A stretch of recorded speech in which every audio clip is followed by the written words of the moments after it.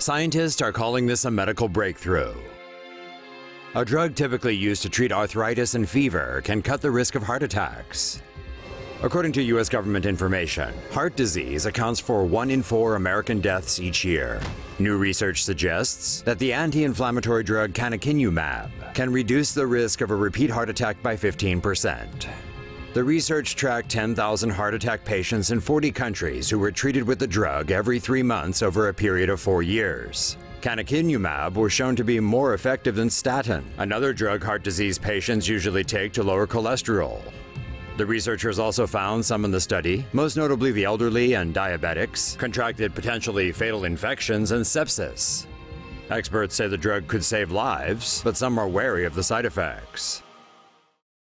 Heart disease is one of the biggest killers worldwide. Keep watching for more on the latest research that's tackling it. Tick saliva could cure heart disease. Tick bites are annoying and sometimes dangerous as they may lead to serious illness. However, a new study shows that proteins found in tick saliva could also be used to treat a particular heart disease. Myocarditis is a disease that causes inflammation and damage of the heart muscle and typically affects young adults. When the heart becomes infected with a common virus, it releases chemicals called chemokines, which attract cells that cause inflammation. The heart muscle becomes dangerously inflamed, and patients with severe cases would need heart transplants. Tick saliva can contain up to 3,000 proteins, known as evasins, depending on their species. Evasins allow them to feed on blood without causing inflammation, thus making their bites almost unnoticeable. One evasin found in the cayenne tick can bind to and neutralize chemokines to prevent inflammation. This could also potentially prevent myocarditis disease. Although the development of adding the tick protein to actual drugs still has a long way to go, scientists believe this method could be used to cure heart disease, stroke, pancreatitis, and even arthritis. You might want to lay off the coconut oil. Health food enthusiasts and hipsters have long sworn by the many benefits of coconut oil. But according to the American Heart Association, it may not actually be all that good for you. Coconut oil, unlike most plant oils, is highly saturated. Its saturated fat content is 82%, higher than butter, beef fat, and pork lard.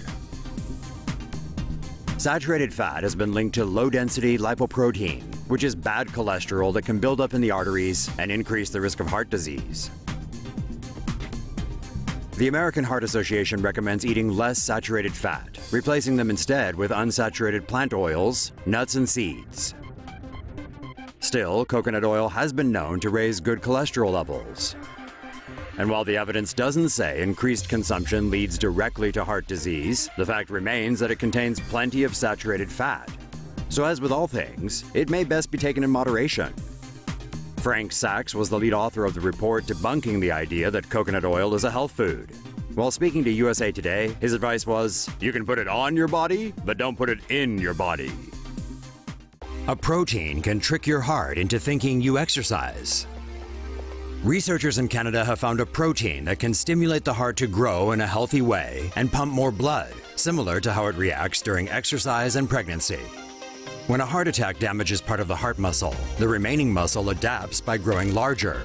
However, this growth can cause dysfunction when the muscle fibers grow bigger without also growing extra blood vessels.